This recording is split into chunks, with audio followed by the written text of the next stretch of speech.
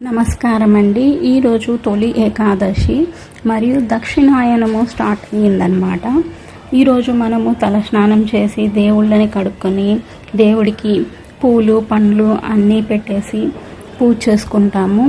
ఈరోజు మనం ఉపవాసం ఉంటాము కాబట్టి ఈరోజు బెల్లము నెయ్యి శొంఠి పొడి వేసి ప్రసాదంగా మనము స్వామివారికి పెడతామన్నమాట.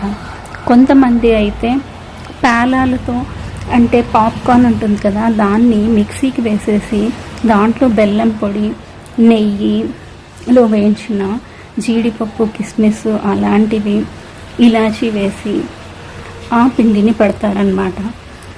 ఇలా చేయటం వల్ల మనకి ఇప్పుడు వచ్చే వర్షాకాలంలో సీజన్కి తగినట్టు జలుబు అంటే వెదర్ చేంజ్ అవుతుంది కాబట్టి జలుబు జ్వరము దగ్గు వాటి నుంచి మనము రక్షణ పొందుతామన్నమాట.